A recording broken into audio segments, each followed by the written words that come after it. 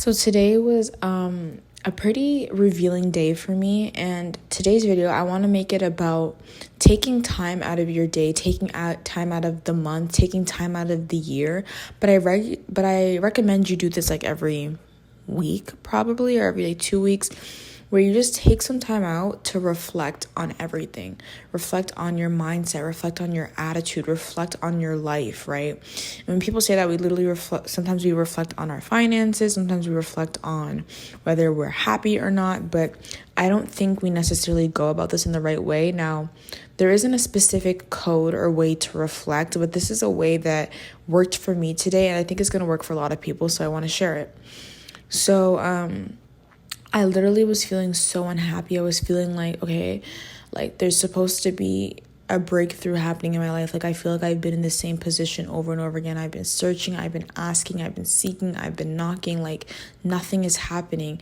And often when I ask God for something and it's not happening like when he said it's going to happen, that means something is pushing it back or trying to delay it, because God's always on time, but that means something's either pushing it back or trying to delay it. So it wasn't God's fault, it's mine. I need to figure out what in my life has God told me to do and what have I not been obedient with. Now, I actually was watching a video and a woman, she was talking about how oftentimes we don't get what we're looking for because we don't want to do the uncomfortable thing that God has told us to do, or we don't want to do the uncomfortable thing that we felt led to do. And because of that, we don't get the blessing that we're looking for, and we're so unhappy. But the one thing that we need to do in order to get us to our blessing, we don't want to do it because it's uncomfortable or because we just don't feel like it. So I was just taking some time to reflect on my life, and I just genuinely, I was happy with my life, but there was a particular area in which I wasn't happy with. And I'm looking for a breakthrough throughout my whole entire life, but relationships. And when we're talking about that, I'm specifically talking about friendships, but also just like relationships with family members and stuff. And I just noticed like I let too many things slide. I don't have enough boundaries around what, I say that I want. And I'm telling you, if you don't take anything from this video, take this. Who you hang around, who you surround yourself with, even if it's just for 5 minutes of the day, it matters. It makes a huge difference.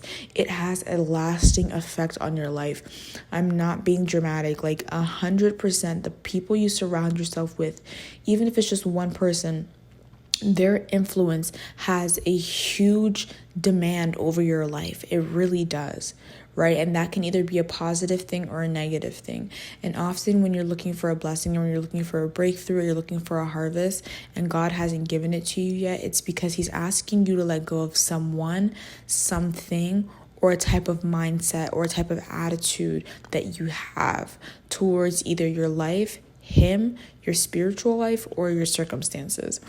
So God, you know what? Usually my biggest breakthroughs have happened when I let go of people. Like that's how God works with me. Now everybody is different, but for me, like specifically when I let go of friends who are just not good to me, like I have the biggest breakthroughs. And I can talk about those and make like testimonies about those if you want me to, or should I say if God wants me to, but the biggest breakthroughs happen for me when I let go of things and people that no longer serve me. And what does it mean to let go of things or people who no longer serve you? It literally means to set boundaries, because sometimes we can't just cut people out of our lives. Like they're going to be around us regardless. So that means to set boundaries towards certain people and to have non-negotiables and to say no without giving an explanation. Or that means to completely cut off access. You don't understand how spiritual everything is. Like you hang around this person, all of a sudden you feel depleted. That's because it's an energy transfer. Okay, I'm not talking about any new age stuff. Like it's genuinely an energy transfer where you're hanging around somebody and they're sucking all, like they're, that analogy, filling up one cup, not filling up your own cup. So it's like your cup can be full, right? Full from God's presence, full from God's word, full from a conversation with God, full from just having contentment in your life in general. And then you hang around this one person and it's like you keep pouring and pouring and pouring into their cup, and your cup is just depleting. They don't pour anything back into your cup. You need to let that person go. and you will know whether that person is good for you or not. Please don't act confused or dumb, because I've done that and God's just like, like, check off these boxes. That person bring encouragement to your life. When you hang around that person, or when you're around that person, do you feel encouraged? Do you feel motivated to become a better version of yourself? Does that person want around the same things as you want? Now, I'm not talking about specific goals, but I'm talking about wanting to better themselves, wanting a better life, wanting a better body or skin, wanting a better mental health state, wanting a better spiritual life. Does that person want the same things that you want? Are they driven for the same things you're driven to? Next box, is that person as dedicated, as serious, and as committed to their purpose or to whatever they're doing as you are?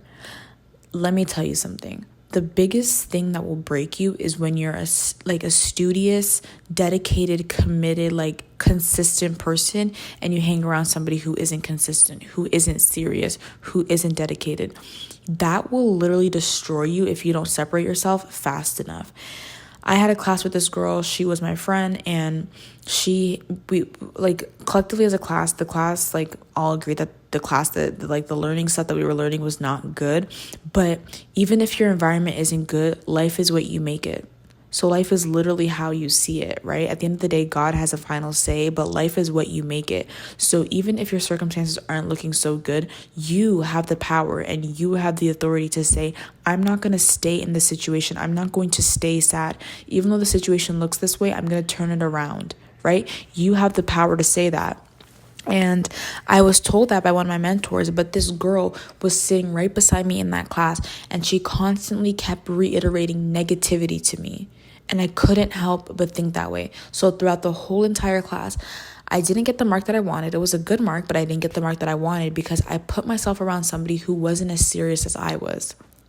More than ever before in this season, if you've been waiting for your harvest, if you've been waiting for your breakthrough for a long time, you haven't got it yet at all, and you've been doing all the right things, and you know what I mean by that: praying, reading the word, being obedient, fasting. If you've been doing all of that and you still haven't seen any breakthrough at all, please, you need to take some time and reflect. Take a day in silence and reflect. Walk by yourself, go to lunch by yourself, stay in your room by yourself. Don't answer phone calls, don't answer texts. Just be on your own. And I promise you, if you sit in solitude and you reflect, you will see where there's an error. And when you see that error, as fast as you can, you remove it. Whether that's cleansing your camera roll, whether that's, limiting the times you text people, whether that's, limiting your communications or trying your best to go a different way in the hallway so that you don't cross paths with them. Whatever it is, you need to do your best to avoid that situation, avoid that addiction, avoid that person, avoid that mindset, avoid that attitude, because whatever that is literally hindering you and holding you back from your blessing. Now, what is yours, and God has the final say, and God is always on time. But sometimes we have more of a learning period than we do a celebration period because we're not understanding what God is trying to delivered to us. And if we can't understand it, God literally can't force us to understand it because we have freedom of will. So he can't force us to try to do better. That's, he will give us a word, and based off, ourselves, that's dependent on if we're going to listen to it or not, if that makes sense. But, you don't want to push back your blessing. Any time you feel like you're not getting anywhere, you really need to just look back at your life. I definitely recommend just please reflect, and you will see there will be an error, because there's no way God's going to hold a blessing from you for that long unless there's something you're holding on to. And God will do this not to be mean or not to not give you something. It's because the person, the thing, the attitude, the mindset, the circumstance that's in your life, they're not allowed to be in your blessing. They're not allowed to experience your blessing.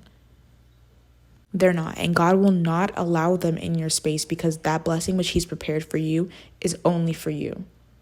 So remember, if you're feeling any type of way in your life, if you're feeling like things aren't going right, you really, really, really need to check your surroundings, reflect on your life, reflect on your habits, reflect on your ways, definitely reflect on your thoughts. Take a piece of paper and a pen, write it down, pray to God about it, and watch. He will reveal things to you. but it's up to you to make that change because it all starts with you.